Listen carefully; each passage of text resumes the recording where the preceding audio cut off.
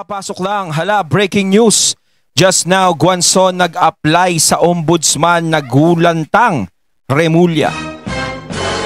Ayan, syempre itong balitang ating matutunghayan ngayon ay nagmula kay Pinas News Portal. At ito po ang inyong lingkod na si BT na magbibigay ng reaksyon at komento dito sa video na ating matutunghayan ngayon. At huwag na natin pagtagalin at sabay-sabay na natin panoorin ang laman ng video na hatid sa atin ni Pinas News Portal at bibigyan natin ng reaksyon ang balitang ito. Pasok! Bigyan natin ng opinion, reaction yung dumaan sa aking wall. Post, bago lang ni Atty. Ayun ha, dumaan sa wall. Ayan, syempre bago natin simulan ng video ito, nais ko nga pala magbigay ng credits dito sa boses na madidinig natin ngayon at bibigyan ng reaksyon. Syempre walang iba kundi si General Macanas. At syempre suportahan niyo po ang The General's Viewpoint ni General Macanas. Mga katunay, bisitahin niyo yan, ipagpatuloy natin. Guanzon. Sabi niya, ayan, sinasabihan niyo ako, kasi ang dami niya ng fans ngayon, 608,000 nata.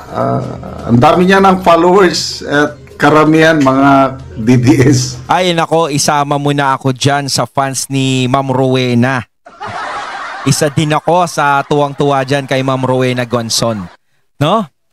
So, mga DDS, sabi kay Ma'am Rowena Guanzon, sinasabihan niyo ako, mag-apply ako ng ombudsman. Sabi niya, paano kung ako ang napiling ombudsman? Di, kakasuhan ko silang lahat. Di, patay silang lahat. Nako. Ay, paano mas maganda rin, no? Mantakin nyo, pwedeng maging ombudsman. Yan si Ma'am Guanzon. Diba, si Ma'am Rowena. O, pwede rin siyang maging spokesperson ni VP Sara, o diba? O, para sa akin, ako talaga boto ko kay Ma'am Rowena Guanzon. Kasi, si Ma'am Rowena kapag nagsasalita, hindi ka talaga maboboard sa kanya. Oo.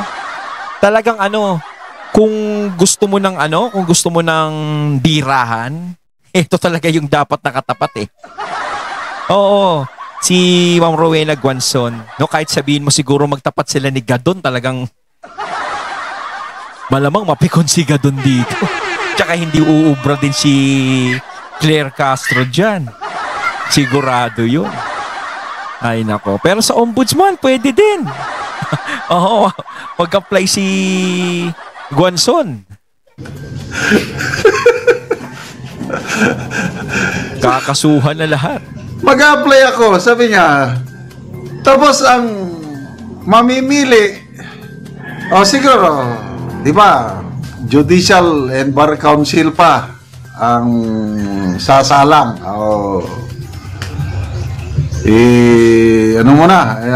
I-trim down ang mga applicants. Granting. Isa siya sa i-recommend. Ang alam ko yan, 3 ata eh. Kasama ang pangalan Atty. Guanzon kasi overqualified siya eh. Binasa ko yung mga comments. Overqualified ka, ma'am. Sige na, apply na. Granting. Isa siya. Kaya ang makakalaban niya, Secretary Boying Remulla. Ay, di ba may kasabihan nga, di ba? Ay, may kasabihan tuloy. Di ba may sabi-sabi nga, di ba? Na ang pipili yung nakaupo, yung syempre kung sino yung nasa ngayon, di ba? Kung sino yung leader, yung gobyerno, di ba? Siya yung mamimili. Ang problema, di ba? Mapipili kaya si Ma'am Rowena kung sakasakali. Di ba? May sabi-sabi na ganun. Syempre, kung siya ang pipili, sigurado ang pipiliin niyan yung closeness. Yung pinagkakatiwalaan niya. At syempre, yung kakampi niya. Sino pa ba? Diba? Pero kung talagang sa pagiging fit, sa pagiging ombudsman, sabi nga nila, overqualified na si Rowena Guanzon dyan. Pwedeng pwede. Kaso nga lang, pag ang namili ay sila-sila, nako, yun ang delikado. Sino sa tingin nyo ang pipiliin ng presidente? Noon pa yan, grabe, kampanyahan nung 2022, gusto nang ipa-disqualify ni Commissioner Rowena Guanzon ang candidate Bongbong Marcos, hindi tayo naniwala. O ngayon, ang pipili ngayon, yung gusto niyang ipa-disqualify, o ano? Pipiliin ba ako? Marcos Jr.? Huwag na lang. Yeah. Anyway, yan ang talagang may balls. Ang ombudsman kasi, usually yan, yung hindi siya naging politiko. But anyway, si Atty. Naging mayor pala. Alang mayor. Diba, politiko rin. But lately, yung mga posisyon niya? Mga matitino. Comelec commissioner. Ibig sabihin, pinagkatiwalaan siya ng mga So, this time, yun na. Kasi independent body ang ombudsman. Kaya, bagay na bagay itong ombudsman kay Ombudsman Samuel Martires. The best. Kaso nga lang ito yung malapit na siyang di ba? Malapit na siyang bumaba kaya parang naghahanap na ng makakapalit niya. Sino pa yung mga nauna? Sino ba yung ombudsman na inimpeach? Kailang nag-resign? Tama ba yun? Nag-resign? Nakalimutan ko na. Mayroong ombudsman na inimpeach. Okay. So, wag na tayong aasa pa na kahit qualified si Atty. Rowena Guanzon, suntok sa buwan, hindi siya ma-appoint na ombudsman. Kasi sabi niya, yung post niya, para silang kumuha ng martilyo na pinukpok sa kanilang ulo. Ay, yun nga sinasabi natin, talagang malabo talagang makuha siyang ombudsman. Dahil syempre nga, yun yung talagang gagawin niya. 'Di ba? Kumbaga, kaya nga nila hinaharang si BP Sara sa pagiging presidente sa pagtakbo dahil si BP Sara maaaring maging balakid kapag siya naging presidente. Si Guanzon pa kaya? 'Di ba? Kung yan ay ilalagay nila sa pagiging ombudsman at mananalo sa pagiging ombudsman, lalong nagka-leche-leche na. 'Di ba? Kaya nga sinasabi, tama yung sinasabi ni General Macanas na kahit sabihin natin na qualified, overqualified si Guanzon, malabo talaga yan. 'Di ba? Kasi nga, 'di ba, sa panahong to, syempre ang gusto nila yung maluwag-luwag. Lalong-lalo na, syempre si BP Sara kailangan maalis-alis natin yan, parang gano'n. Kung ilalagay si Guanzon, mas lalong magiging malabo. 'Di ba? Hindi napapabor yung pagkakataon. Siyempre, kailangan pumabor yung pagkakataon. Hindi ko lang kasi naisip kagad, kaya hindi ko mabasa. Kaya lang tumatak sa isip ko. Parang kumuha sila ng martilyo, pinukpok sa kanilang ulo. Pag ako ang i-appoint nilang ombudsman, patay sila lahat. Mantakin mo yung salitang gano'n, no? Para silang kumuha ng bato, pinukpok sa ulo. Kaya sasabihin nila talagang hindi ka namin kukuning ombudsman. Hindi kita kukunin. Diba? Kuhan ko sila lahat. Okay. Pero para sa akin, mas maganda talaga si Guanzon. So ito, merong opinion ni isang magaling na DDS vlogger, si Jesus Busi Duque. Alam ko si Jesus Nazareno Di Magi ba? Si pala, pala? Montenegro. Diba? Paborito ko ito. Tingin niya, opinion niya ito, ng pagpili kay Boying Rimulya's ombudsman is preparation beyond 2028. Kasi nakikita na nila, sabi ni Jesus Duque, mananalo si BP Sara sa 2028. So, buffer na nila ito, protection na nila na may didepensa sa kanila na ombudsman. Okay, pakinggan natin ito Kung si Secretary Boying Rimulya ang ma-appoint bilang ombudsman kapalit ni Ombudsman Sam Martires, ito ay sinyalis na iniisip na nila yung isang senaryo na mananalo si Vice President Sara sa pagkapangulo. Yeah. Totoo yan. Totoo yan. Ramdam nila sa sarili nila yan kahit hindi sila nagsasalita.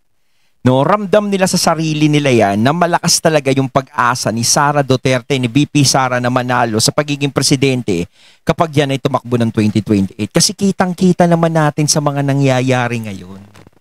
'Di ba? Kaya ginaganyan si VP Sara. Dahil natatakot sila na maging presidente si VP Sara. Yung mga pinapatong kay VP Sara na kaso, yung mga inaakusa sa kanya, is dahilan na lang yun eh. Diba? Dahilan na lang yun. Kasi lahat ng inaakusa nila, nalulusutan ni VP Sara at napapatunayan siya ay inosente. Diba? So parang anong nangyayari, paulit-ulit lang yung senaryo.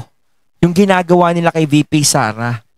Kahit napatunayan niya, kahit napatunayan na inosente siya, talagang inuulit-ulit na lang nila yung senaryo at talagang inaakusa kay VP Sara pa rin yun. Diba? Wala namang halos ibang nakikita kundi siya lang eh. Napakarami ng tao sa gobyerno, parang siya lang yung pinakamasama. 'Di ba? Doon pa lang is nahahalata na natin. 'Di ba? Kaya siguro kung sinasabi dito na makalusot sa impeachment si VP Sara, siguro yung plan B is ayan, yung paghandaan na lang na kung sakasakaling manalo si VP Sara pagiging presidente, is paghandaan na lang nila kung ano yung magiging 'di ba? Pag naging ombudsman to si Remulla. Kasi kailangan nilang proteksyonan yung kanilang mga sarili. After the term of Marcos, if and when maging presidente si VP Sara, katakot-takot na kaso nga harapin ng mga taong to sa gobyerno ngayon. Yun. Katakot-takot talaga at lahat ito ay ipa-file sa Office of the Ombudsman. Yun lang, di ba? Yun talaga yung haharapin at yun din yung kinatatakutan nilang mangyari. Kaya hanggat maaari is hindi nila pinababayaan. Masyado silang nagiging agresibo ngayon. Kasi once na pinabayaan nila yan, no? Kumbaga, makalusot yan, no? At least parang sinasabi nila dito parang at least kahit pa paano pinaglaban natin. Parang gumalaw tayo. No, kung sakaling malusutan niya ni VP Sara hanggang 2028, at least sinasabi nila siguro sa sarili nila, at least gumalaw tayo. Ginawa natin lahat pero wala pa rin. Oh, yun nga yun. 'Di ba? Kaysa yung hindi sila gumagalaw. 'Di ba? Parang sa akin, mas maganda na nga yung hindi na lang sila gumalaw, wala pa sanang magiging ganito. 'Di ba? Hindi na sana lalala yung ganito. Kung sakaling maging presidente si VP Sara, wala silang kinatatakutan sa mga sarili nila. 'Di ba? Kaso nga lang 'di ba? Masyado silang parang nangarap, masyado nilang gustong parang tinamasa nila yung posisyon na sa pagdating ng 2028. 'Yun ang tinatamasa. Kaso nga lang sa sobrang pagtamasa nila, hindi nila alam na ganun pala kalakas sa mga Duterte. Hindi nyo ba naramdaman 'yun nung eleksyon, yung unity team na mayagpag? 'Di ba? Tapos si PRRD naging presidente, hindi nyo ba naramdaman yung lakas ng mga Duterte? 'Di ba? Dapat naramdaman nyo na. Ngayon, kung nakita nyo na naging number 1 si VP Sara, sana pinagwalang bahala nyo na lang. Kasi hindi pa naman sigurado kung tatakbo siyang pagiging presidente. 'Di ba?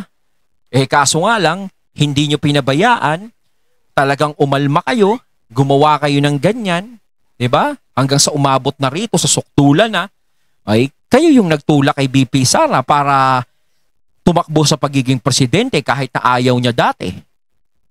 So kailangan nila talagang proteksyonan yung kanilang sarili dito.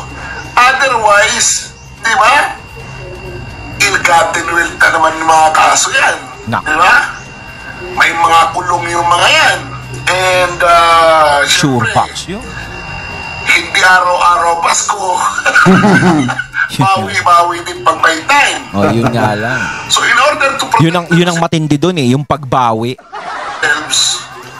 Kung ma-appoint dito si Boying Remulla as ombudsman, isa na yan sa preparation nila. And kung ma-appoint siya, he will be serving for 6 years. Fixed term yan. And half of it, kanyang pagsisilbihan, 3 years sa nakaupong si bagong Pangulo. Oo. Di ba? Baka magulat ka, bumaliktad si Boying. Biglang kumampi kay BP Sara. Meron silang proteksyon. May buffer sila dyan. Kung Parang ano, yung sinasabi dito is parang nagsisigurado na sila. Parang alam na nila yung kahihinatnan eh. 'Di ba kung sakaling manalo si BP Sara at alam naman nila siguro sa sarili na nila yon. Kaya parang sinasabi nga dito is nagkakaroon ng paghahanda. sakaling siya ang i-appoint. Pero pag tinignan mo, hindi naman ang maglalakas ng loob itong si Boying Rimulya na magsabi na I am filing my application for ombudsman. Tapos hindi siya pipiliin ng Judicial and Bar Council na isa sa mga pangalan na isasubmit sa Pangulo. At hindi naman siguro na pag nandun na sa Pangulo yung pangalan ni isa sa mga isasubmit na pangalan doon ng Judicial and Bar Council kay Pangulo Marcos na hindi siya yung pipiliin. Diba? Ito lang kasi, diba? Decency and of course morals will dictate, diba? Yung delikadesa ba will dictate na you serve under a president. You were once an alter ego of the president. In fact, for 2 occasions you were appointed as caretaker of this government by the president. The office of the ombudsman is an independent institution created by the 1987 Constitution. So, ayan po, ang opinion ni Mr. So, ibig sabihin nito, 6 years talaga, fix na yon. Hindi siya mawawala kahit mag-iba ng administrasyon. So, kung sakaling manalo si Boying, is talagang maglilingkod siya sa ilalim ni BP Sara sa loob ng 3 taon. Aba. Naku. Jesus Roque na ang galing. Anong sabi nyo? Agree ba kayo? To may opinion ko lang din.